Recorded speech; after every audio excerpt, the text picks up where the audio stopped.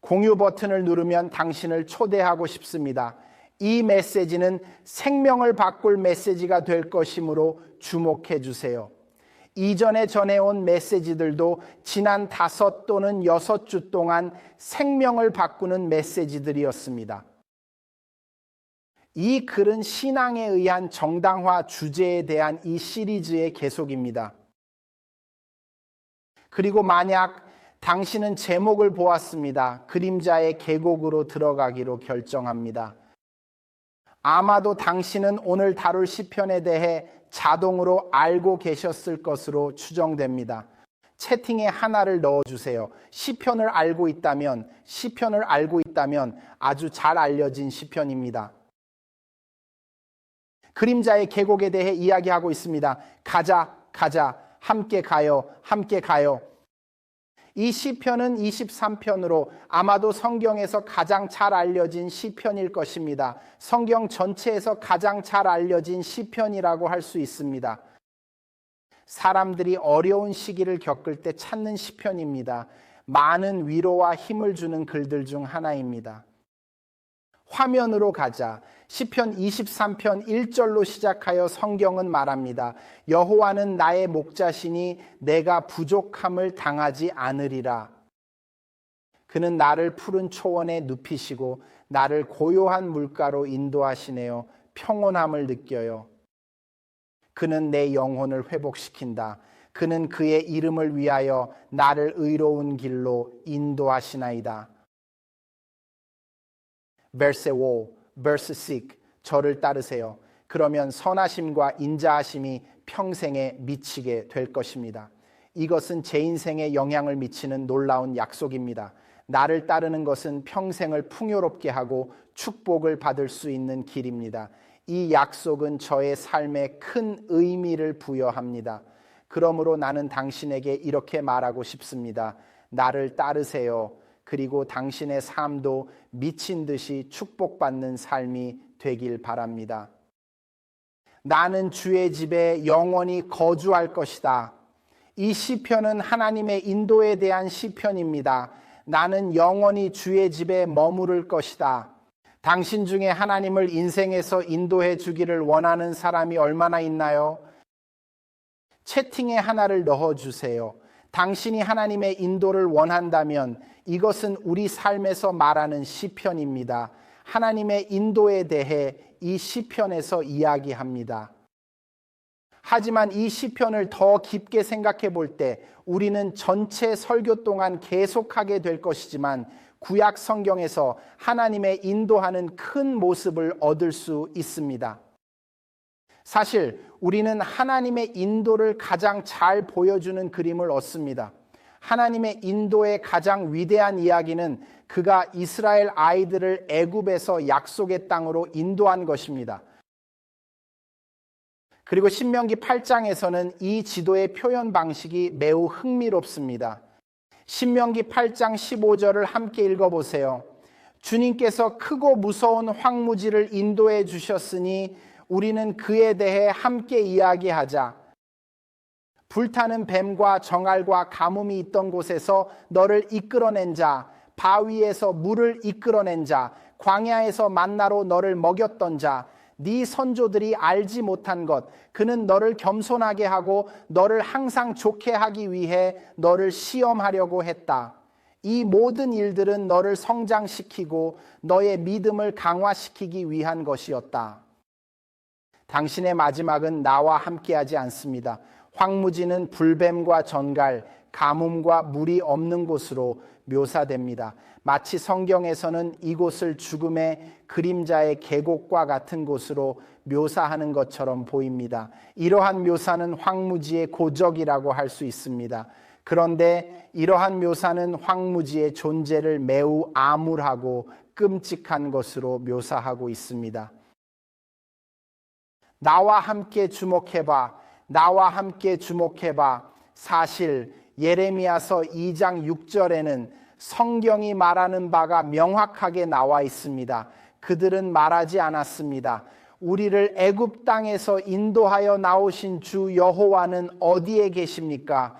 우리를 사막과 구덩이의 땅을 통과시키고 가뭄의 땅을 통과시키신 주 여호와는 어디에 계십니까? 사망의 그림자를 통과하며 아무도 지나가지 않은 땅과 아무도 거주하지 않은 곳을 통과하다. 이곳은 완전히 사람이 없는 고독한 곳이다. 그래서 잠시 동안 나와 함께 돌아와 주세요. 그리고 여기서 잡아야 할 것은 사랑하는 이여 예레미야서 2장 6절에서 성경이 그들의 여정을 글자 그대로 정의한다는 사실입니다. 죽음의 그림자나 그림자의 땅으로서 황야에서 펼쳐지는 이야기들이 나타난다. 하나님이 그들을 가나안으로 인도하시는 동안에 그들은 먼저 이 골짜기나 죽음의 그늘의 땅을 지나가야 한다는 것을 나와 함께 꼭 알아두세요. 이 사실은 매우 중요합니다. 다시 말할 수 있다면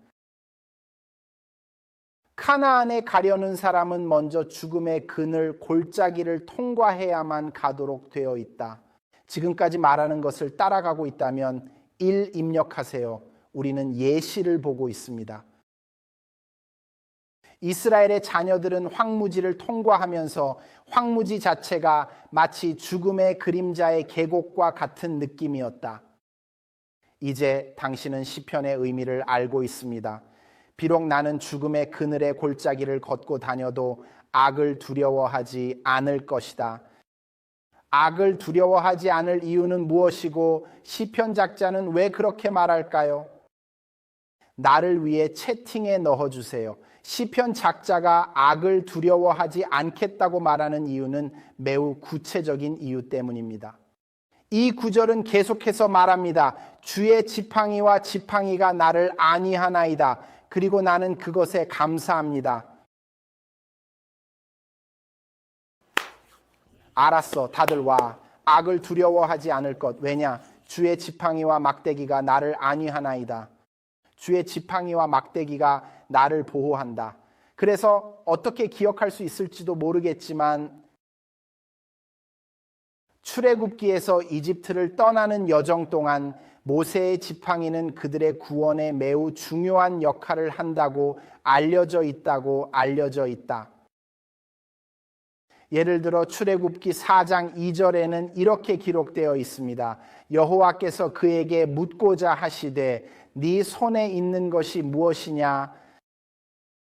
그리고 그는 말했다. 막대기. 그가 말했다. 땅에 던져라. 그는 땅에 던졌다. 그리고 그것은 뱀이 되어버렸습니다. 모세는 그 앞에서 놀라서 도망했습니다. 주께서 모세에게 이르시되 손을 내밀어 꼬리를 잡으라. 그는 손을 내밀어 잡았고 그것은 손의 지팡이가 되었습니다. 내가 당신에게 말하고 싶은 것은 사랑하는 이들아, 모세에게 지팡이를 던지라고 할 때 지팡이는 무엇이 되는가요? 그 막대기는 뱀이 되는 거 맞아? 당신은 이것에 흥미로울 수 있습니다. 왜냐하면 당신이 눈덩이 21장 9절에서 막대기와 관련된 사건을 기억할 수 있기 때문입니다. 만약 우리가 이 막대기를 보면 이것은 이스라엘의 어린이들이 재앙을 피하는 데 도움이 된 막대기입니다. 그리고 이제 Numbers 11에서 화면으로 가자. 숫자 21과 9절 9에서 성경은 모세가 놋뱀을 만들어 기둥에 부착하여 달았다라고 명시하고 있습니다. 만약 누군가에게 뱀이 물었다면 놋뱀을 바라볼 때 살았다. 그렇지 않으면 살아남지 못했을 것. 그럼 이 막대기는 이스라엘의 아이들과 함께 황야를 통과하며 죽음의 그늘의 계곡을 함께 지나는 동안 함께 동행했습니다.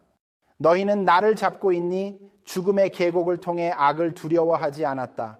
왜? 로드는 그들로부터 재앙을 멀리하였기 때문입니다.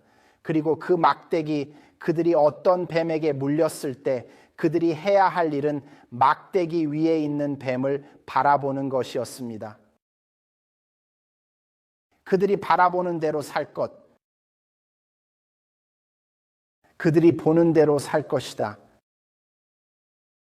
기초 설정 중 1코린도후서 10장 1절과 2절에 따르면 바울은 사랑하는 분들이여 절 1과 2 바울 이 여정에 대해 말합니다. 또한 형제들아 너희가 알지 못하도록 하지 않겠노라. 우리 조상들이 모두 구름 아래에 있었으며 모두 바다를 통과하였으며 모두 구름과 바다에서 모세에게 세례를 받았음을 너는 하나님이 모세에게 다시 말씀하셨다는 사실을 기억할 것이다. 지팡이를 들어서 바다가 갈라질 것이다. 막대기는 역병으로부터 그들을 지켜주는 도구였고 홍해를 건너게 해주는 죽음의 확실한 수단이었다. 그리고 그것은 막대 위의 뱀이었습니다. 그들이 광야에서 뱀의 물림으로부터 죽지 않게 했다. 그래, 비록 나는 죽음의 그늘의 골짜기를 걷고 다녀도 악을 두려워하지 않을 것이다. 왜? 주의 막대와 지팡이가 함께 하나이다. 이제 우리가 이해하면 우리는 강력한 병렬성을 보게 됩니다. 그리고 이것을 설명해 드리겠습니다. 사랑하는 분들, 오늘 설교는 특히 호소를 위해 디자인되었습니다. 이 설교의 끝에서, 이 메시지의 끝에서 여러분을 매우 구체적인 일을 하도록 초대하고 있습니다. 여러분을 일부는 궁금해요, 목사님. 기도 생활을 개선하는 방법과 하나님과의 깊은 교감, 항소에 대비해 준비하세요. 병렬로 실행되는 작업은 여러 개의 작업을 처리하는 프로그래밍 개념입니다. 작업은 동시에 시작되고 실행되며 각 작업은 독립적으로 실행됩니다. 하지만 그런 다음에 마태복음 2장 14절에는 성경이 이렇게 말합니다. 그가 밤에 아이와 어머니를 데리고 이집트로 떠났으며 헤롯이 죽을 때까지 거기에 머물렀습니다. 이는 주님께서 선지자로 말씀하신 대로 이루어지게 하기 위함입니다. 이집트에서 아들 부르려고 했습니다. 예수님은 이스라엘과 비교되고 있다는 것을 이해해야 합니다. 모세가 이집트에게 말한 것을 기억하세요. 하나님께서 말씀하셨습니다. 나의 장자를 놓아주라고 하셨습니다. 하지만 이제는 신약에서 예수님이 하나님의 이스라엘이라는 것을 보고 있는 것 같습니다. 예수님은 성경에 기록된 대로 이집트로 가서 이루어질 수 있게 했습니다. 그래서 우리는 이스라엘 예수님도 구약 성서의 역사를 다시 살리고 있다는 것을 알고 있습니다. 빨간 바다를 건너는 것은 우리가 방금 읽은 것처럼 세례와 같았습니다. 그리고 흥미롭게도 예수님이 이집트에서 나오고 자라신 후에 성경은 마태복음 4장 1절에는 예수님이 성령에 이끌려 황야로 가서 마귀에게 시험을 받으러 갔습니다. 그리고 그가 40일과 40밤 동안 금식 후에 그는 배고파졌다. 그래서 내가 너희들에게 아래 내용을 전달해야 해. 하나님이 고대 이스라엘을 애굽에서 인도하여 황무지로 인도하신 것처럼 우리는 그것이 죽음의 음침한 골짜기의 상징이었다고 완전히 이해하는 것이 중요합니다. 그래서 이제 이집트에서 데려온 예수를 보고 요단에서 세례를 받고 황무지로 들어가는 것을 볼 수 있습니다. 40일 동안입니다. 그는 황무지로 들어갔다. 이제 우리는 구약 성서에서 그 황무지를 어떻게 식별했는지 알게 되었습니다. 우리가 보았던 그 황무지는 죽음의 골짜기의 상징으로 여겨졌습니다. 예레미야 2.6. 그래서 내 질문은 예수님은 무엇이며 예수님이 황야로 들어갈 때 어디로 가시는 건가요? 무엇을 하고 있나요? 그는 우리를 대신해서 무언가를 걷고 있습니다. 너희들은 대신 채팅에 올려줄 수 있을까요? 우리를 대신해서 그는 지금 어떤 것을 걷고 있는지 알 수 있을까요? 그는 현재 죽음의 그림자의 계곡을 걷고 있습니다. 사실 다시 시편을 설명해 드릴게요. 이해하셨나요? 잘 들리시나요? 나는 당신에게 이걸 기록하길 원해. 기억해. 시편 23장 1절을 화면으로 가자. 주님은 나의 목자시니 내게는 부족함이 없으리로다. 현재 목자는 어떤 일을 하나요? 양치기는 무엇을 합니까? 목자가 양을 이끕니다. 양치기는 양을 가지고 있습니다. 그건 흥미로운 이야기네요. 왜냐하면 요단강에서 우리와 함께 화면을 보시면 세례 요한이 예수님에 대해 이렇게 말합니다. 다음 날 요한은 예수님이 자기에게 오시는 것을 보고 말하였다. 보라, 세상의 죄를 없애는 하나님의 어린 양이다. 예수님은 어린 양으로 알려져 있어요. 양인 예수님을 인도하는 목자는 누구일까요? 와, 다들 와요. 만약 예수님이 어린 양으로 여겨지면 사랑하는 이여, 그를 인도하는 목자는 그의 아버지입니다. 주님은 나의 목자이십니다. 나는 아무것도 원하지 않을 것이다. 이거 봐, 다음 절로 가자. 그는 초록 초원에서 나를 빛나게 만드신다. 그는 나를 고요한 물가로 인도하시네요. 흥미로운, 요한이 그를 확인하는 시기에 예수님은 어디에 계세요? 그리스도인 예수님이 갈릴리에서 요단 강으로 와서 요한에게 하려고 하셨습니까? 사랑하는 이여, 이 시편은 우리를 예수 그리스도의 경험을 통해 안내하는 것처럼 마치는 것 같습니다. 그는 어린 양이다. 그의 아버지 목자 인도하고 있다. 그는 고요한 물가로 인도하며 그는 세례를 받기 위해 물속으로 데려갑니다. 다음 절 주목하세요. 매튜 3:16 주목하세요. 성경 여기서 말합니다. 예수님 세례 받으실 때 물에서 올라오시니 하늘이 열렸다. 그리고 그는 하나님의 영이 비둘기처럼 내려와 그 위에 임하시는 것을 보았다. 하늘로부터 나는 내 사랑하는 아들이라고 소리가 있었다. 이거 봐. 다음 절 보세요. 시편 23. 내 영혼 회복시킵니다. 나를 인도하시나이다. 그는 그의 이름을 위하여 나를 의로운 길로 인도하시나이다. Then two words. 그럼 질문 좀 해볼게요. 예수님이 세례를 받은 후에 절 2절에서 그는 이끌리나요? 와, 다들 와요. 예수님은 세례 받고 어디로 가요? 그는 의로운 일을 위해 어딘가로 가나요? 기억하세요. 요한 세례자에게 말했습니다. 세례 받아야 할까요? 그는 말합니다. 네, 정의를 위해. 그가 세례 받고 직후에 매튜복음서 4장 1절에서 이 말씀을 읽습니다. 그때 예수님은 성령에 이끌려 황무지로 가서 마귀에게 시험을 받으려 하셨습니다.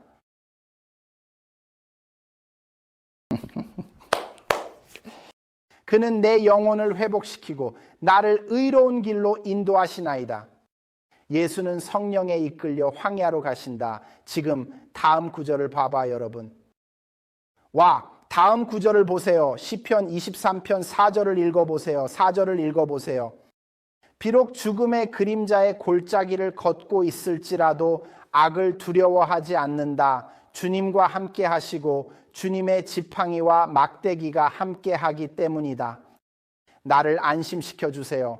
당신은 이해하십니까? 사랑하는 이들, 예수님이 하나님의 어린 양으로 알려진 후에 그의 아버지가 목자로서 인도하고 고요한 물가로 인도하여 세례를 받게 한 후에 성령이 그 위에 임하여 의로운 길로 인도한 후에 이 일이 끝난 후에 그는 이제 40일 동안 황무지에 머물거나 죽음의 골짜기에 머물고 있습니다. 많은 사람들은 죽음의 골짜기를 걷는다고 생각합니다. 죽음의 침대에 누워있다고 생각합니다. 당신은 곧 죽을 것이다. 하지만 여기서 보는 것은 사랑하는 이들아, 백성들이 죽음의 그늘의 계곡을 걷는 것이다. 그리고 자주 실제로 죽는 것과는 상관이 없습니다. 아, 내 인생의 끝에 왔어. 나는 계곡을 걷고 있어. 아니. 이 죽음의 계곡, 사랑하는 사람들, 이걸 잡아야 해. 예수님은 우리에게 가르치기 위해 죽음의 그늘 골짜기를 걷고 있습니다. 지금 함께 주목해. 다음 구절은 무엇인가요? 시편에서 다음 절은 무엇인가요? 나와 함께 계시라. 시편 23편 5절은 이렇게 말합니다. 주께서 나의 원수 앞에서 내게 상을 차리시나이다. 내 머리에 기름을 바르시네. 컵은 넘쳐 흐립니다. 이제 예수님이 광야에 있고 음식이 없다는 것을 기억하셨나요? 하지만 그에게는 황야에 준비된 테이블이 있다. 그러나 그는 황야에서 테이블을 사용할 준비를 하고 있는 것 같다. 다들 잡았어? 황야에 준비된 테이블이 있다. 말하십니까, 목사님? 어떤 테이블인가요? 들어봐. 신명기 8장 2절로 가봐. 성경이 말하는 것을 주목하세요. 너는 여호와께서 40년 동안 황야에서 너를 이끌어 겸손하게 하고 시험하며 네 마음을 알아보기 위해 너를 기억할 것이다. 그의 계명을 지킬 것인지 아닌지를 알아보기 위해 다음 절을 보라. 너를 낮추고 주림을 겪게 하였다. 그가 너희에게 알지 못하던 만나로 먹이셨으니 너희 조상들도 그것을 알지 못하였으니 사람은 떡으로만 살지 않고 하나님의 입으로부터 나오는 말씀으로 살 것을 알게 하려 하심이니라.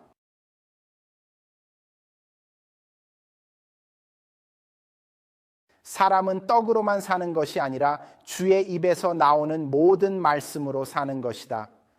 이 말씀은 우리에게 영적인 음식을 제공하며 사람의 영혼을 채우고 삶의 의미를 부여합니다.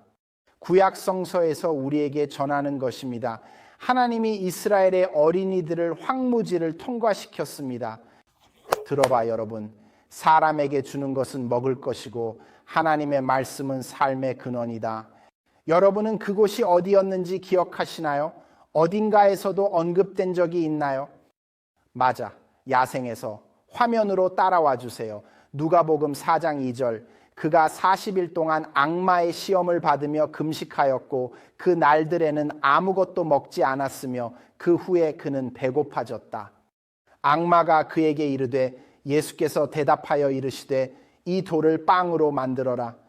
사람은 떡뿐만 아니라 하나님의 말씀으로도 살 것이라고 기록되어 있습니다. 사랑하는 사람들에게 코레에게 예를 보이세요. 이게 내가 당신에게 이해해야 할 거야. 우리는 다 죽음의 그늘 계곡에 있어. 죽음의 그늘의 계곡은 누군가의 삶의 끝이나 그들이 그 삶을 마무리하려고 할 때 경험하는 것이 아닙니다. 아니요, 지금입니다. 하지만 많은 사람들은 그렇게 살지 않습니다. 많은 사람들은 깨닫지 못합니다. 그래서 왜 예수님이 이렇게 사역을 시작하는지 이해하지 못합니다. 왜 그는 시작하나요? 왜 그는 사역을 시작하는 것인가? 왜 그는 죽음의 그늘 골짜기에서 시작합니까? 왜 그는 여기서 시작하나요? 답은 히브리서 2장 14절에 깊이 있습니다. 그러므로 자녀들이 육체와 피의 참여자인 만큼 그도 또한 동일한 것에 참여하여 죽음을 통해 이를 경험한다. 그는 사망의 권세를 가진 악마를 멸하시고 사망의 두려움으로 인해 평생 종속되어 있는 사람들을 구원하셨습니다. 지금 그걸 다 잡았어? 죽음의 두려움을 통해 예수님은 이 땅에 오셔서 죽음을 정복하셨습니다. 그는 정복하고 육체를 갖추며 그는 죽음을 정복하기 위해 오고 있으며 그래서 그는 죽음의 그늘의 계곡을 40일 동안 걷는 것으로 그의 사역을 시작합니다. 다시 말해 왜 그는 이 상징적인 죽음의 계곡에서 시작하는지 궁금하지 않으셨나요? 화면으로 돌아가자. 마태복음 3장 16절. 성경은 이렇게 말한다. 예수님이 세례를 받을 때 물속에서 일어나니 하늘이 열렸다. 하늘로부터 하얀 비둘기처럼 내려오는 하나님의 영을 보았고 그 영이 위에 앉는 것을 알아차렸다. 그에게 비추는 빛, 그에게 비추는 것은 이제 밝혀진 것을 의미합니다. 예수님이란 말이 의미하는 것입니다. 그는 환하게 빛났다. 그는 환하게 빛났다. 문학. 성령이 내려와서 그 위에 비추어서 그를 밝히는 빛이 나타났다고 알려졌다.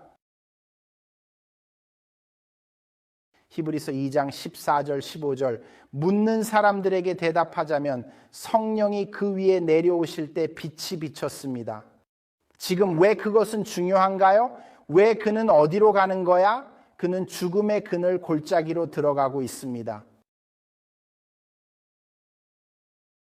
와, 다들 와요. 그는 어둠이 있는 죽음의 골짜기로 들어가고 있습니다.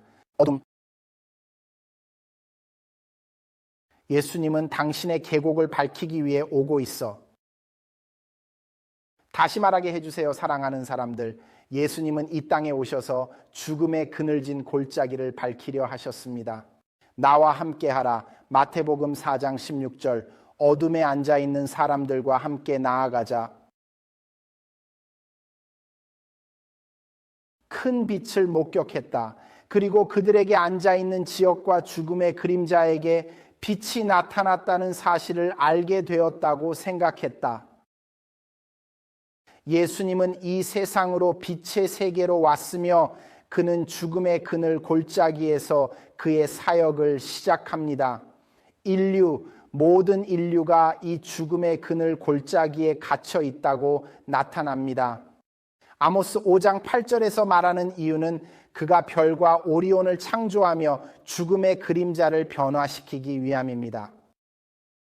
아침으로, 그리고 그것을 그 날로 만들어라. 밤으로 어두워진 날, 바다의 물을 부르는 자, 물 위에 부으셨다. 주님은 그의 이름입니다. 주님을 사랑해 주세요. 주님께서 오신다. 죽음의 그림자를 돌리다. 아침에. 그래서 질문은 죽음의 그림자에 사는 사람들에게 보여줄 빛은 무엇이었는가? 다른 말로 하면 괜찮아, 모두가 죽음의 골짜기에 있다는 뜻이야. 예수님은 세상의 빛으로 황무지로 오고 있어. 하지만 그는 이 빛 속에서 그들이 무엇을 보길 원하는 걸까요? 그는 무엇을 보기를 원하나요? 그는 죽음의 골짜기에 있는 사람들에게 무엇을 보고 싶어 하나요? 그는 그들을 어떻게 원하나요? 평화를 가져오려고 어떻게 노력하고 있나요? 텍스트는 네 지팡이와 말하고 있습니다. 텍스트가 말한 것이다. 비록 나는 죽음의 그늘을 걷고 악을 두려워하지 않겠다. 왜? 당신의 막대기와 지팡이 때문에 그렇게 되었나요? 그들은 나를 위로해 주는데 요한복음 12장 32절과 함께 기록되었습니다. 예수님이 이렇게 말씀하셨습니다. 만일 내가 땅에서 올리워지면 나는 모든 사람을 내게로 끌어들일 것이다. 그는 그가 어떤 죽음을 당할 것인지를 말했다. 네, 라타샤. 우리를 위로하는 막대와 지팡이는 그리스도의 십자가입니다. 그것이 우리의 희망입니다. 그래서 그는 죽음의 골짜기로 들어와서 무엇을 할지 생각하게 되었고 그의 모험은 시작된다. 들어봐, 기억해. 모세가 말한 것처럼 요한복음 3장 14절에서 말한 것을 지켜봐, 직접 읽어봐. 모세가 뱀을 들어올린 위치는 어디였을까요? 정확한 위치를 알려주실 수 있으신가요? 어디서? 그는 황무지에서 그를 들어올렸다. 그렇게 인자도 들어올 것이다. 사람 너에게 이해해 주길 바란다. 뱀이 들어올린 이유가 있다. 그림자의 골짜기에서 뱀이 들어올린 이유가 있는 것은 분명히 있습니다. 나와 함께 메모해봐. 이것은 영어로 된 성경. 주님이 모세에게 뱀의 형상을 만들라. 막대기에 올려놓으십시오. 상처 입은 사람은 오 남자 막대기에 올려놓으십시오. 주의 지팡이와 막대기가 나를 보호합니다. 비렌톤스는 어떠세요? 모세가 주께 말하되 주께 기도하였고 주께서 이르시되 너는 뱀을 만들어 지팡이에 달라. 너의 막대기와 지팡이, 뱀 위에 뱀, 그리고 그리스도의 희생은 모두 중요한 의미를 지니고 있습니다. 이것은 나의 죽음의 그늘 골짜기를 여행하는 동안 나를 안정시키는 것입니다. 나는 그것을 감사히 여깁니다. 예수님이 말씀하신 이유입니다. 루카 9장 23절에서 예수님은 모든 사람에게 말씀하셨습니다. 따라오고 싶은 분이 있다면 그를 부인하게 하고 막대기를 들게 하십시오. 그렇게 하면 원하는 결과를 얻을 수 있을 것입니다. 스태프를 잡으세요. 나와 함께 따라와 주세요. 빨리 이리 와요. 낚싯대를 들어라. 스태프를 잡으세요. 다른 말로는 나를 지켜봐 주길 바란다. 나를 보호해 주길 바란다. 네, 클린트, 그걸 좋아해요. 바다가 열리자마자 이스라엘의 자녀들이 걸어갈 수 있는 계곡을 만든 것처럼 보였습니다. 광야에서의 지팡이 이야기는 그리스도와 들어올린 것을 나타내며 하나님이 전하는 것은 무엇인가요? 그리스도의 십자가는 우리가 골짜기를 걷기 위해 많은 사람들이 골짜기로 들어갈 것이라는 것을 의미합니다. 하나님은 골짜기를 걷게 하고 싶어요. 계곡을 걷는 것은 다른 쪽으로 나오는 것을 의미합니다. 괜찮을 거예요. 그래, 내가 걷는다 하더라도 들어가지 않고 통과한다. 그렇다면 왜 하나님은 우리에게 뱀을 보도록 요구하시는 이유가 무엇일까요? 이해할 것은 사랑하는 이여, 황무지에서 십자가에 있는 구세주를 바라보는 목적은 들어봐요, 들어봐요, 들어봐요. 하나님이 우리를 원한다는 것입니다. 기대하고 있습니다. 예수님은 우리를 위해 경험을 겪으셨으며 이를 이해하기 위해서입니다. 말하면 화면으로 가자. 은혜의 영을 부어주니 애통한 자를 바라보는 것 같이 울 것이요 기뻐할 것이니라. 내가 다윗의 집과 예루살렘 주민에게 은혜와 간구의 영을 부어주리라. 그리고 이것을 약속하였노라. 그들은 나를 찌른 자를 보게 될 것이다. 그들은 그를 그의 유일한 아들을 위해 애도하듯 그를 위해 애도하며 그를 위해 애절함 속에 그의 장자를 잃은 사람처럼 안타까움을 느낄 것이다. 기다려주세요. 그러므로 하나님은 나에게 기도의 영을 주고 싶다고 이야기합니다. 지금은 무엇을 기원합니까? 채팅에 넣어주세요. 무엇이 기도인가요? 빌기는 또 다른 말로 무엇인가요? 간청은 기도입니다. 간청해 주세요. 그러므로 하나님은 너희에게 간구 또는 기도의 영을 부어주시겠다고 말씀하시며 이것이 너희로 인도하여 보게 하리라. 뱀 위에 찔린 구세주, 우리가 기도하며 그를 바라보는 동안 우리가 애도하기 시작해야 할 곳에서 무언가가 일어나는 것으로 알려져 있다고 전해진다고 알려져 있다고 알려져 있다고 알려져 있다. 너 이걸 다 잡고 있니? 왜 그래? 이렇게 오래 잡고 있어. 뭘 하려고 그렇게 꼼꼼히 살피고 있어? 하나님은 우리에게 애도하길 원합니다. 왜 애도를 해야 할까요? 우리가 쓰라린 애도를 해야 할 것처럼 거의 그럴 것 같다. 우리가 왜 스스하게 애도하게 되는지 함께 마태복음 26장을 읽으세요. 좋은 예입니다. 마태복음 26장 75절, 베드로가 예수님이 닭 울기 전에 4번 부인하리라고 말씀하신 말씀을 기억하고 있었습니다.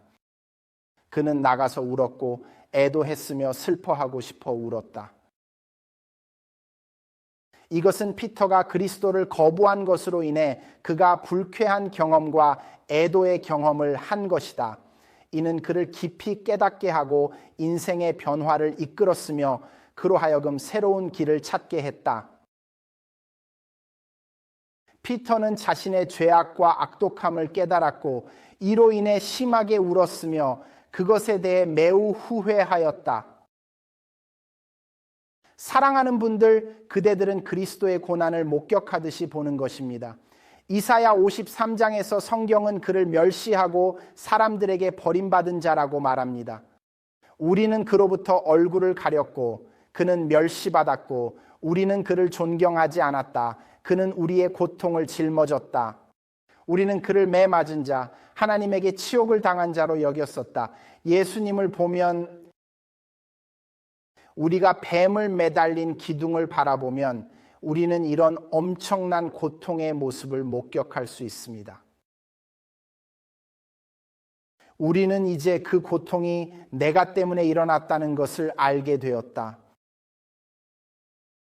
그리고 우리는 울기 시작한다. 그리고 우리가 영을 우리 안에서 작용하게 허용한다면 우리는 우리의 죄로 인해 울기 시작하지만 그들이 그를 향해 행한 것과 그들이 그에게 행한 것 때문에 울기 시작합니다. 우리는 애도하기 시작합니다. 슬퍼하기 시작한다. 성경은 우리의 변화를 위해 그리스도의 고난을 본받게 합니다. 우리는 함께 고난을 겪기 시작합니다. 흥미로운 점은 피터가 이것을 쓴다는 것입니다. 1 피터 2장에서 그는 말합니다. 21절에서 그는 말합니다. 여기에 그리스도도 우리를 위해 고난을 받으셨으니 너희도 그의 발자취를 따라야 합니다. 잠깐만 기다려봐.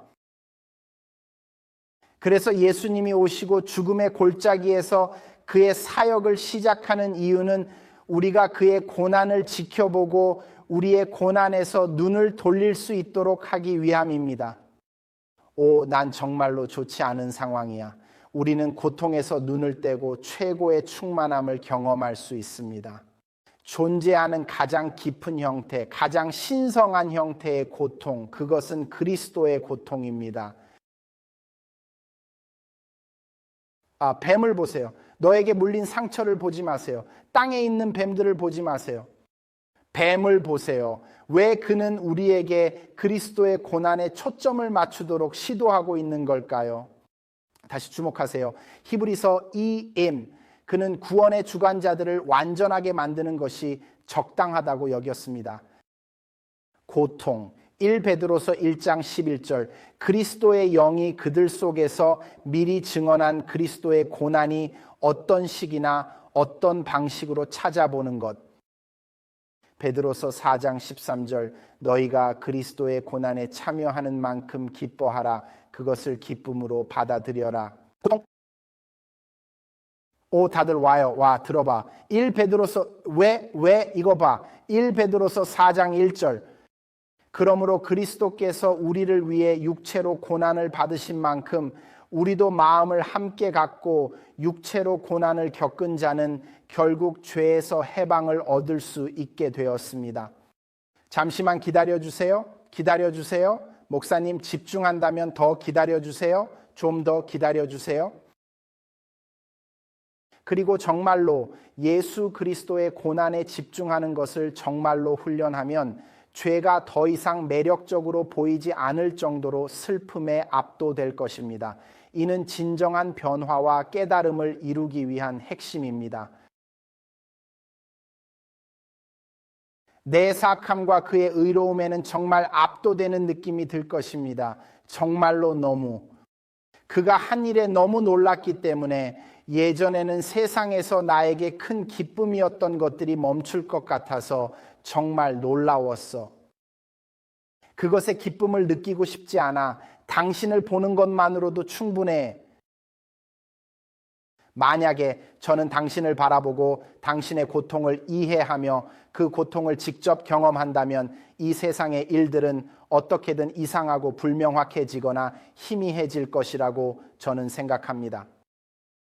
네. 이것이 성경의 이유입니다. 빌립보서 2:5에는 이렇게 말합니다. 너희 안에 이 마음을 품으라. 이 마음은 그리스도 예수 안에도 있었던 마음입니다. 그는 하나님의 형상으로 계신 것을 강탈하지 않으셨습니다. 동등하게 하나님과 같으실 자격이 있음에도 불구하고 자기를 낮추시고 종의 형상을 가지시며 사람의 모습과 같아지셨습니다. 작물의 죽음조차도 그러니까 기다려. 예수님은 죽음의 그늘 골짜기를 40일 동안 걸어다니며 인간들이 경험한 경험과 정신적 고통을 모두 겪었고 그것을 이해하셨습니다. 그리고 그는 그것에 대해 알고 있습니다. 그는 우리를 대신하여 극복했습니다. 십자가에 죽는 그의 상징이었습니다. 말하고 있는 그 사랑하는 사람들아 계곡을 걸어야 해. 계곡에 앉지 않고 계곡에서 놀지 않습니다. 만약 골짜기에서 벗어나고 싶다면 내 십자가를 지고 나를 따라와야 해요. 그렇게 해야 해요. 내게 주목하라. 이것이 우리에게 말씀하시는 이유입니다. 사랑하는 분들아, 빌립보서 3장 10절에서 그분을 알고 그분의 부활의 능력과 그분의 고난의 교제와 그분의 죽음과 동일하게 되기를 원합니다. 왜 하나님은 그리스도의 고난을 우리에게 인정하고 우리가 그와의 교제에 들어갈 때까지 그것을 명상하길 원하실까요? 그런데 지금 바로 매력을 전해드릴게요. 지금 매력은 이것입니다. 지금 매력은 이것입니다. 다음 40일 동안 뱀 위에서 명상을 하실 의향이 있으신가요? 그렇다면 어떤 이유로 그렇게 하고 싶으신가요? 계곡에 들어가고 싶으세요? 경험을 시작하고 싶으세요? 오늘 밤부터 시작하시겠어요? 오늘 밤부터 링크를 올릴게요. 목사님, 우리 중 일부가 매일 명상하고 집중할 것입니다. 이 일정은 오늘 밤부터 시작되며 지속적으로 이행될 예정입니다. 많은 참여 부탁드립니다. 양의 어린 양에 대해 뱀 위의 뱀에 집중하세요. 물건 요청하지 않을 것 기도 시간에 할 수 있습니다. 이 명상 시간에는 엄격하게 조용히 지킬 것입니다. 우리는 그냥 거기에 앉아서 개인적으로 들을 것이고 그 저녁의 끝에서 모이고 공유할 것입니다. 안녕, 오늘 그리스도의 십자가에 명상하면서 본 것을 알려줄게. 배운 것이 있어. 들어봐 여러분, 들어봐. 그게 매력이야. 하지만 아직 당신에게 말하지 않았어요. 왜 이것을 해야 하는지, 왜 이 계곡을 걷어야 하는지, 왜 이 40일 동안의 경험을 해야 해요. 하지만 계속해서 나아가야 합니다. 하나님이 명상과 어린 양을 원하는 이유를 알아차리기를 원하기 때문입니다. 이유를 보여줄게요. 이사야 6장 1절에서 성경은 이렇게 말합니다. 우시야 왕이 죽은 해에 주님께서 보좌에 앉아 계시고 옷자락이 성전을 가득 채우신 것도 보았습니다. 위에 세라핌들 서 있었는데 각각은 6개의 날개를 가지고 있었다. 그는 얼굴과 발을 가리고 날았다. 다른 사람이 말했습니다. 거룩하다, 거룩하다, 만군의 주여, 지구는 영광으로 가득하다. 문이 기둥이 부르시는 분의 목소리에 움직이며 집은 연기로 가득 찬 것. 이사야가 베일을 벗은 힌트를 잡은 후에 에담 파텔, 너가 보고 있기를 바란다. 나는 너의 성공을 응원한다. 아담, 나는 네가 보고 있는 것을 바라고 있습니다. 이사야가 하나님의 영광을 드러내는 순간을 보고 이렇게 말합니다.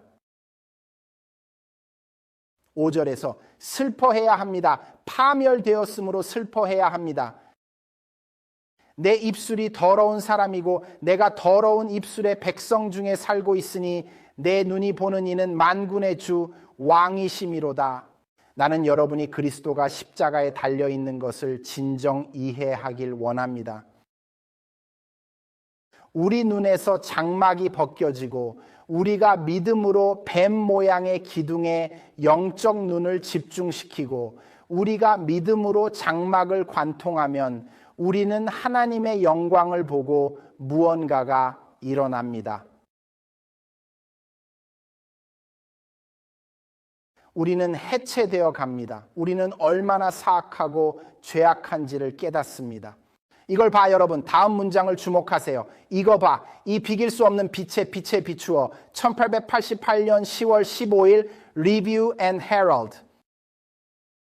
빛을 통해 그는 신성한 성격의 계시에서 견딜 수 있는 모든 것을 드러내었고 이사야에 대해 말할 때 그 자신의 내면적 더러움이 선명하게 그 앞에 드러났다. 그에게서 혐오스러워 보이는 그의 말들을 듣고서 그는 하늘의 하나님의 영광을 볼 수 있는 하나님의 종이 되었음을 깨닫게 되었다. 그리고 이스라엘의 거룩한 자의 순수성도 조금이나마 알아차리게 되면 그는 자신의 영혼의 더러움을 자랑스럽게 보여주는 대신 충격적인 고백을 하게 될 것이다. 계속 읽게 해주세요. 계속 읽게 해주세요. 이것은 많은 사람들이 미덕으로 여기는 자발적인 겸손과 노예적인 자기 비난이 아니라고 말씀드립니다. 이 모호한 겸손의 조롱은 자부심과 자존감에 가득 찬 마음에 의해 유발된다. 칭찬과 감사의 표현을 이끌어내지 않으면 실망하는 사람들이 많다. 그들은 자신을 깎아내리는 사람들이다. 하지만 예언자의 확신은 진정성이 있었다. 괜찮습니다.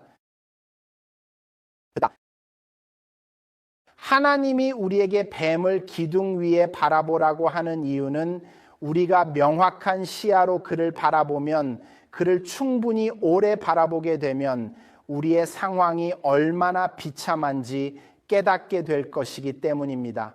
그리고 사랑하는 사람들아, 너희가 얼마나 비참한 상황에 처해 있는지 깨닫게 되면 모든 것이 변합니다. 세상은 당신 주변에서 변화합니다. 당신 주변의 모든 것이 변합니다. 인생은 다르게 됩니다. 문제는 우리 중 많은 사람들이 실제로 그리스도에 초점을 맞추지 않고 우리 상황이 얼마나 비참한지 깨닫지 못하고 삶을 살고 있다는 것입니다. 신앙으로 정당화란 무엇인가요? 이것은 내가 살아가는 믿음에서 나온 것입니다. 신앙에 의한 정당화란 무엇인가요? 하나님의 일이다. 사람의 영광을 흙에 던져버리고 사람이 스스로 할 수 없는 일을 대신 해주는 것이다. 남자들이 허무함을 보면 그들은 그리스도의 옷을 입을 준비가 되어 있습니다. 지금 내 말을 들어봐. 오늘 종일 말할 수 있어. 알잖아. 오, 나는 비참해요. 당신은 그 모든 것을 말할 수 있습니다. 그리고 그것은 진정한 확신의 중요성을 정말로 이해하지 못하는 죄악한 마음에서 나오는 것입니다. 얼마나 비참한 나는 그 의미를 정말로 이해하지 못하는 것을 말이죠. 그 확신을 얻을 유일한 방법은 사랑하는 이여 결론에 도달하는 것으로만 알게 된다. 나는 나 자신이 꽤 비참하다고 생각해요. 아니. 그 결론은 오직 베일을 벗은 눈으로 하나님의 어린 양을 바라보는 것에서만 얻을 수 있습니다.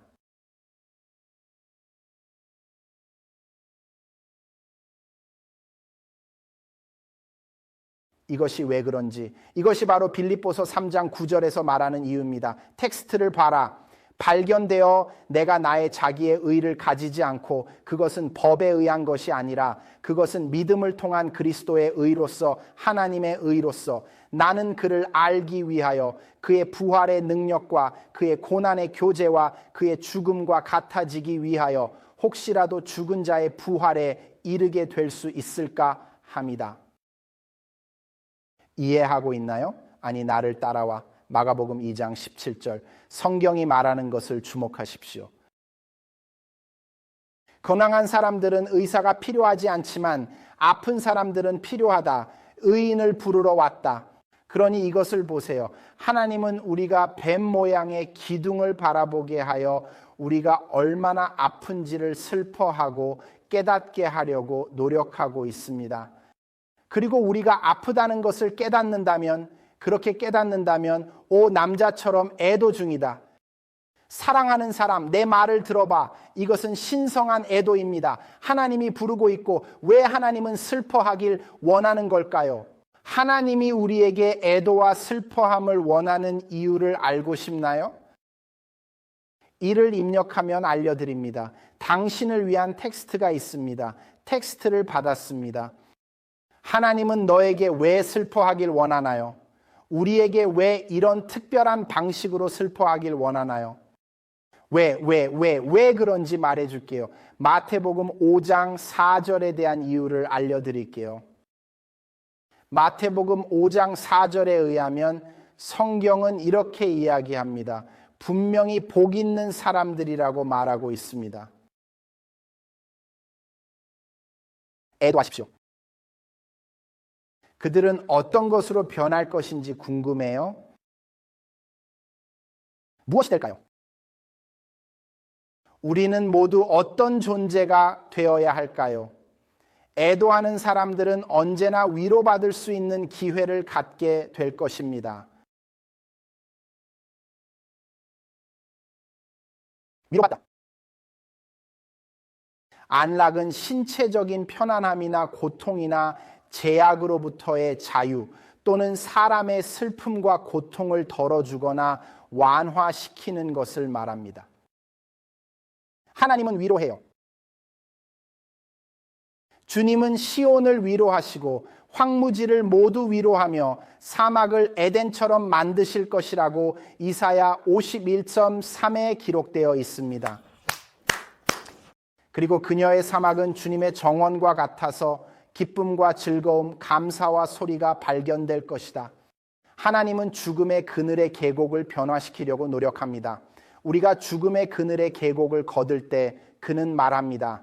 나를 바라보며 황무지의 뱀, 황무지의 막대기 위의 뱀에 초점을 맞추면 너의 계곡, 너의 사막을 에덴으로 바꿀 것이다. 당신의 애도는 위안으로 변화하여 안도감을 줄 것입니다. 이사야 40장 1절, 백성 위로하고 여호와를 구원하라. 들으십시오. 예루살렘에게 편안하게 말하고 그녀에게 외침을 하세요. 그녀의 전쟁 완료, 그녀의 죄악 용서, 우리의 불에 어떻게 용서받을까요? 양을 봐, 양을 봐, 양을 봐. 죄악이 용서되었습니다. 그녀의 죄악이 용서되었습니다. 그녀는 주로부터 모든 죄에 대한 2배를 받았다. 사막에서 외치는 그의 목소리를 봐. 사막에서 외치는 그의 목소리. 주님의 길을 예비하라. 우리 하나님을 위해 사막의 도로를 만드십시오. 모든 골짜기는 높아지고 모든 산과 언덕은 낮아질 것이다. 변함없이.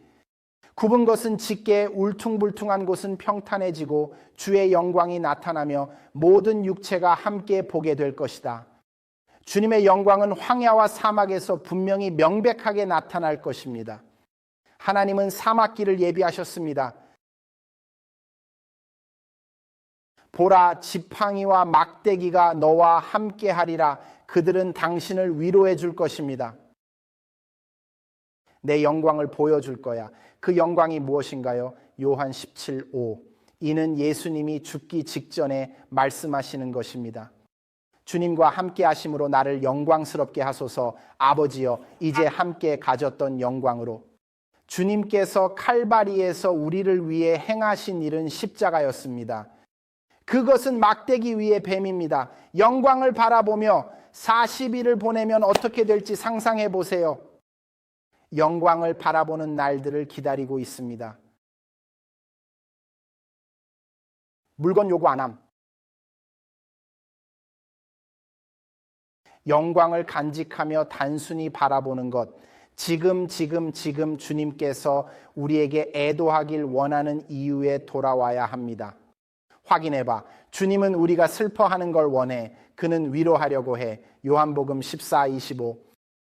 그리고 이제 이 일들을 내가 너희에게 말한 것은 아직 너희와 함께 있을 때인데 그 위로자, 그럼 이만.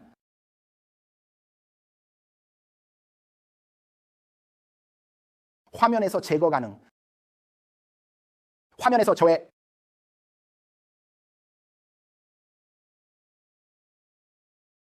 다들 와요. 위로자. 왜 하나님은 우리에게 슬퍼하라고 원하십니까? 왜 그는 아들의 죽음을 애도하도록 원할까요? 우리 중 많은 사람들이 상처를 애도하는데 시간을 보내기 때문입니다. 아, 소녀 어찌 못해 슬퍼. 그 사람 이해 못했어. 일 어찌 못했어. 하나님은 말씀하시기를 아들의 죽음을 슬퍼해야 한다고 말씀하십니다. 그의 아들의 죽음을 애도하는 사람들은 위로받을 것이다. 그 사람들은 위로자로부터 위로를 받게 될 것이다. 이불을 얻을까요? 병든 사람들은 의사 필요하다는 것을 알고 있어요. 하지만 그들은 완전한 것이다. 나는 좋다. 나는 예수님을 보았다.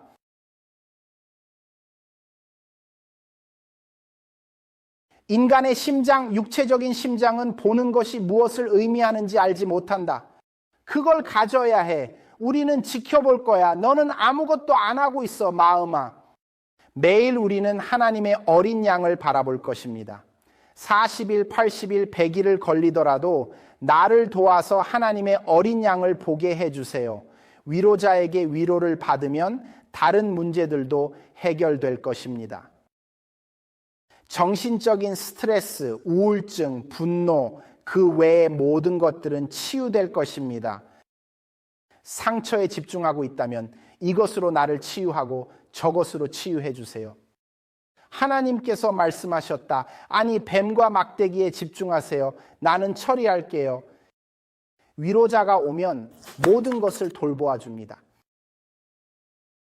애도하지 않으면 그는 오지 않아요. 왜 위로가 필요해요?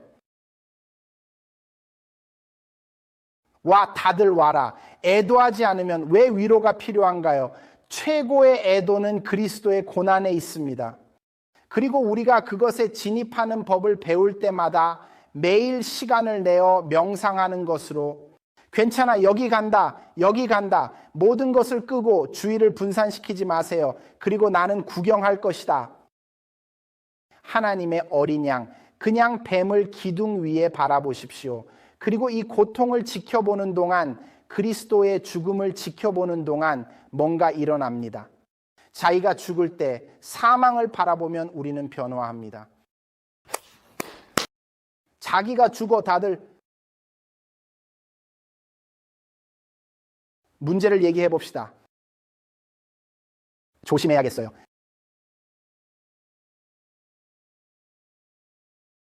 자살 명령을 받지 않았습니다. 한 모금 먼저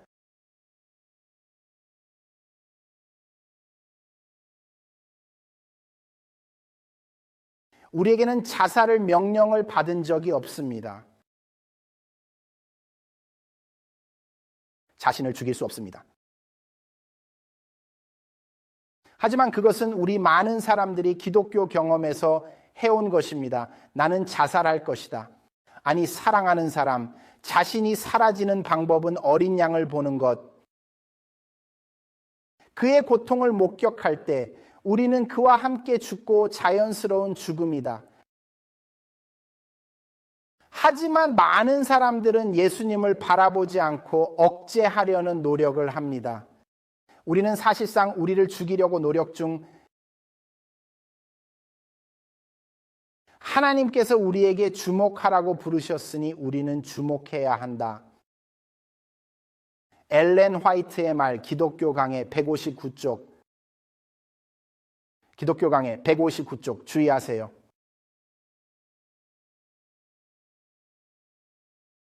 아니요, 남자. 당신은 자기 자신을 비울 수 있습니다. 우리는 그리스도가 이를 이루도록 동의할 수 있습니다. 영혼의 언어는 그럴 것이다. 주여, 내 마음 가져가 주소서. 내가 줄 수 없다.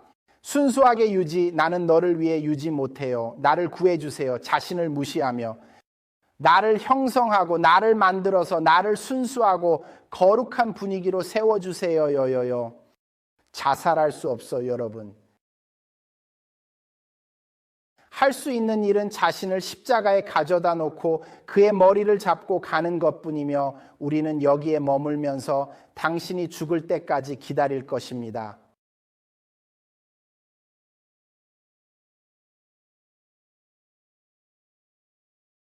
성경은 우리에게 말합니다. 죽은 자를 살리신 이의 영이 너희 안에 거하신다면 그리스도를 죽은 자 가운데서 살리신 이도 지체를 살리시리라.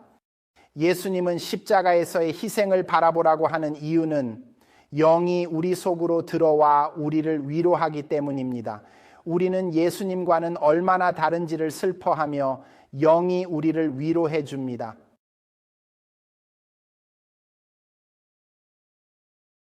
바울은 그리스도 예수 우리 주 안에서 기쁨으로 이유를 말합니다.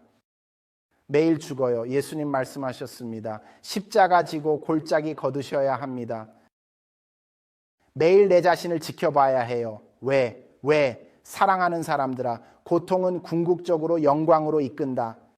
너에게 보여줄게. 로마서 8장 18절. 성경에 의하면 현재의 고난은 영광과 비교할 수 없을 만큼 가치가 없다고 여깁니다. 우리 안에서 나타날 것, 히브리서 2심 만물이 그분을 위해 있고 많은 아들들을 영광에 이르게 하려고 고난을 통해 완전하게 하심이 합당합니다. 1패 1.11 그들 안에 있던 그리스도의 영이 그리스도의 고난 앞에 미리 증언하고 그 뒤에 오는 영광을 가리키는 시기를 찾아보는 중입니다. 성경 1 베드로 4장 12장에서 불타는 뱀들을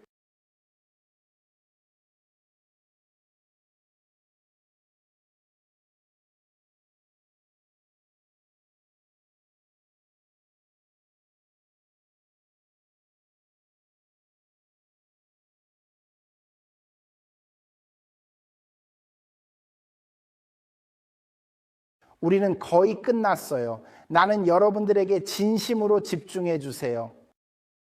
들어봐. 좋아. 너희들은 모세가 40일 동안 황야에 있었을 때 무언가 일어났는지 그에게 특별한 일이 있었는지 기억해? 다들 그거 기억해? 너희들은 다 기억하고 있지? 나는 모두가 기억하는 것 같아. 출애굽기 34:28에서 화면으로 이동. 그가 여호와와 함께 40일과 40밤을 거기 있었다. 그는 빵도 안 먹었다. 그리고 그는 언약의 말씀, 테이블 말씀 10계명을 테이블에 기록했습니다. 너희들에게 질문 좀 할게. 나한테 질문 좀 해봐. 돌아와. 10계명은 어디에 쓰여졌습니까? 작성 시기는 어떻게 되나요? 어디서 언제 쓰여졌나요?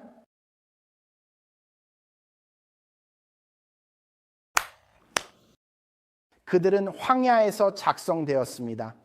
이 작업은 40일 동안 진행되었으며 그들은 그 시간 동안 열심히 노력했습니다. 사랑하는 사람, 내 말을 들어봐. 나를 들어봐. 당신은 예수님을 이전에 경험해보지 못한 방식으로 40일 동안 황야로 들어가서 경험하고 싶으신가요? 예수님과 함께 황야에서 40일 동안 계시면서 영광을 바라보세요. 그리고 주님의 영광을 바라보세요. 성령은 당신의 마음에 자신의 법을 기록하고 있습니다. 여기에 있습니다. 40일 동안 법률 작성됐을 뿐 아니라 이걸 봐. 나와 함께 와. 출애굽기에서는 다음 절 출애굽기 34장 29절입니다. 모세가 두 돌판을 손에 들고 시내산에서 내려올 때 그것은 율법의 내용이었음을 알 수 있었다. 산에서 내려온 그때의 모세는 알지 못했다. 그게 이름이 아니야. 그는 말하는 동안 얼굴의 피부가 빛나는 것을 알지 못했다는 뜻입니다. 들어봐 다들. 와우. 모세는 얼마나 변했는지 알 수 없이 내려왔다고 생각했다고 느꼈다. 그는 그것을 보지 못했는데 그는 그저 하나님에 집중했기 때문이다. 그는 내 얼굴 보라고 말한 적 없었다. 그는 하나님의 영광에 집중해서 그가 내려올 때 다른 사람들은 다 봤어. 이번 몇 주, 몇 달 동안에 어떤 일이 있었어? 너는 다르게 보여. 너는 어떻게 지내고 있니? 다른 사람들이 어떻게 보았는지 궁금하셨나요? 모세는 딱 봐도 뭐라고? 그는 자기 자신을 바라보고 있지 않았다. 그는 얼굴을 보지 않았다. 자기에게 닥친 영광도 보지 않았다. 하나님의 영광을 바라보느라 바빴다.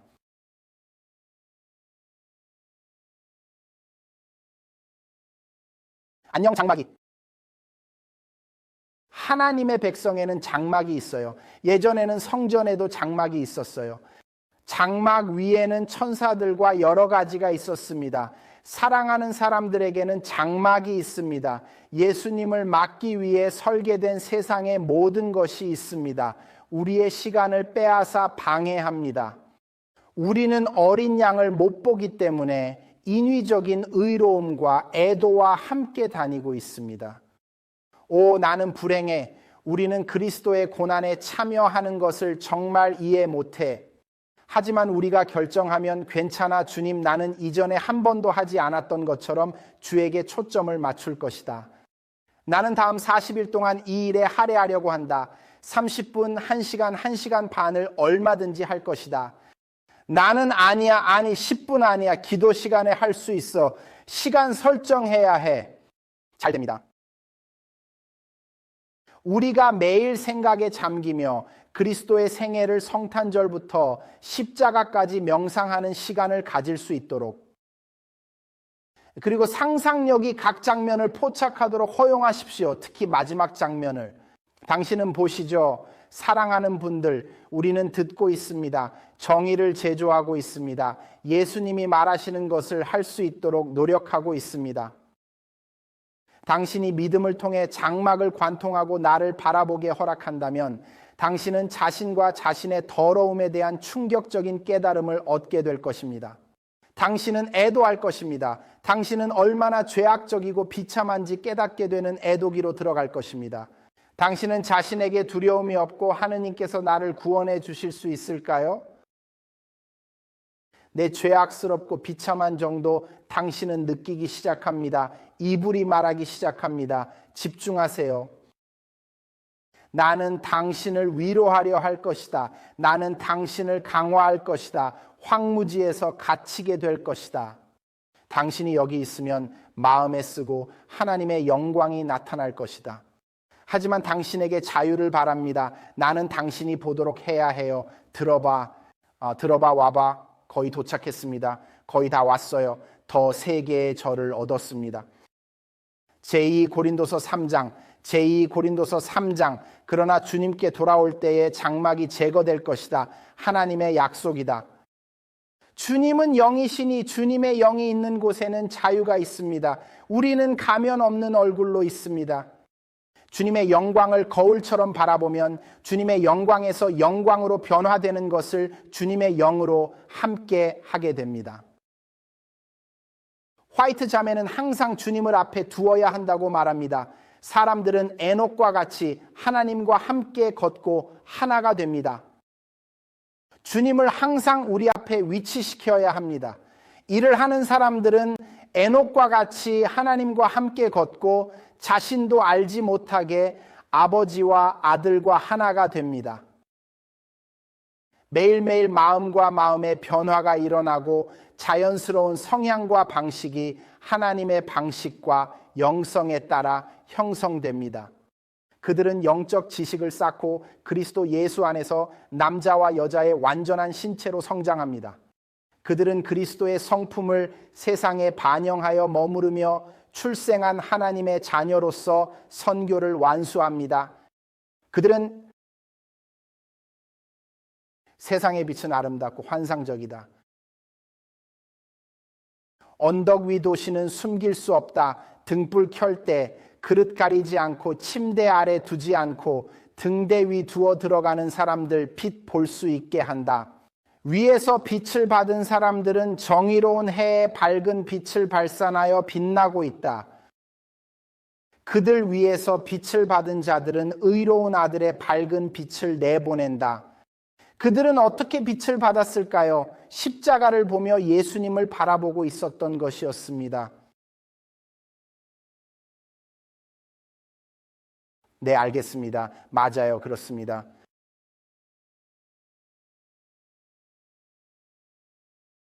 갈라디아서 2:10, 그 다음에 호소할 거예요. 갈라디아서 2:10, 성경은 말합니다. 십자가에 박혔습니다.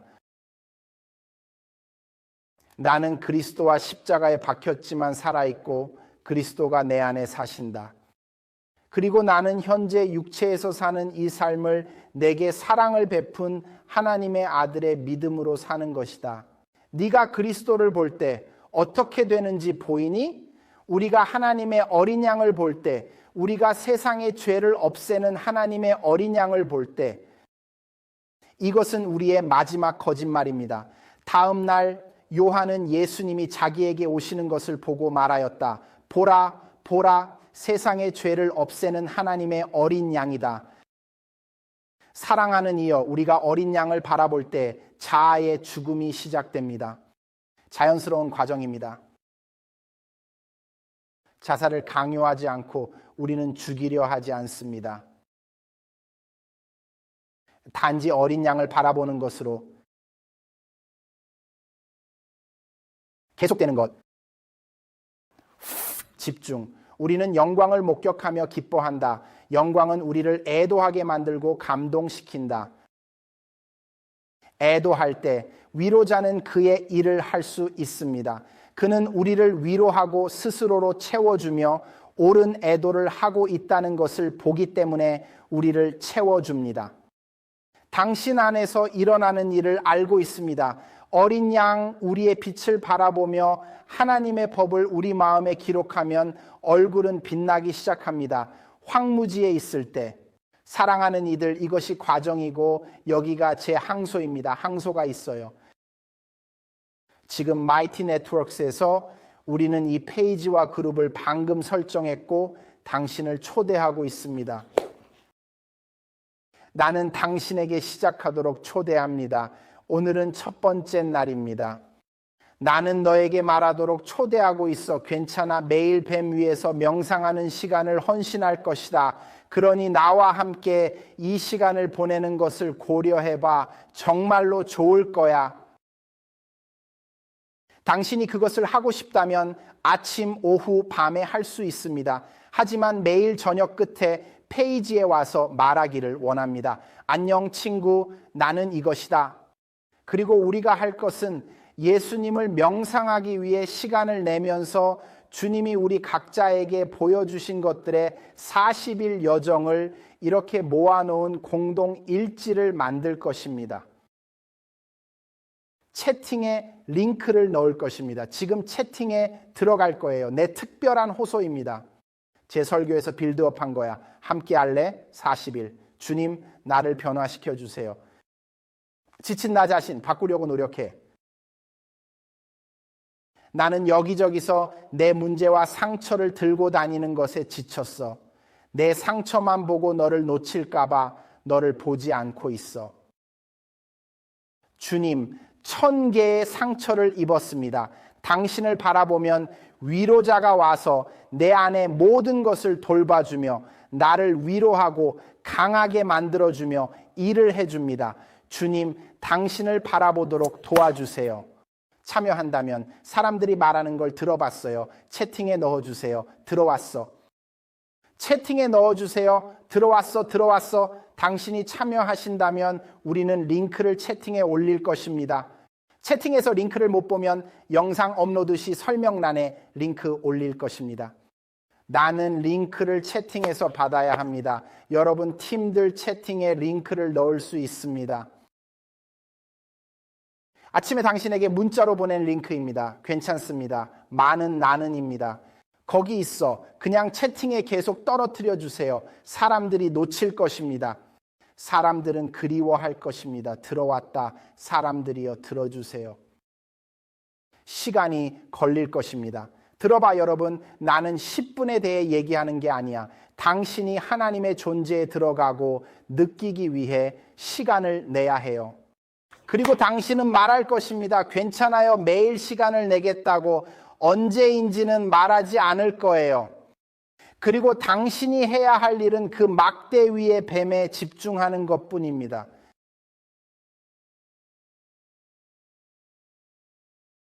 이것에 대해 다시 기도하고 저것에 대해 기도하여 다른 사람들을 기도로 도와줄 수 있습니다.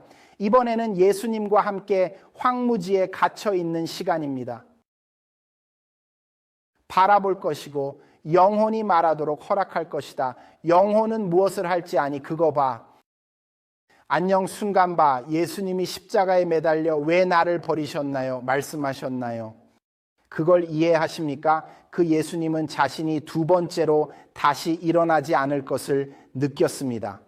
성령은 죽은 자 중 하나를 일으킬 것이다. 나는 그가 보여줄 것을 모른다. 하지만 그는 당신의 삶을 변화시킬 것입니다. 우리는 앉아서 들을 것입니다. 마지막에 Mighty Networks에 가입하세요. 안녕하세요 여러분. 말씀드리고 싶은 게 있어요. 여기가 제 단락입니다. 오늘 찾은 것이다. 다른 사람들이 무엇을 발견하고 있는지 읽으세요. 십자가에서 그리스도가 이룬 작업의 깊이를 집중하고 읽으십시오. 들어왔어요. 나는 들어왔다. 작업 끝난 후에 마이티 네트워크스로 갈 예정. 현재 인원 확인하고 싶어요. 어제 그룹 시작했어요. 오늘 언급하지 않아 한 명 있었어요. 나는 이것이 포장되어 있는 것을 원한다. 그리고 저는 기도한다. 이 40일이 끝날 때까지 당신이 이에 참여하기 전과는 다른 사람이 되기를 기도한다.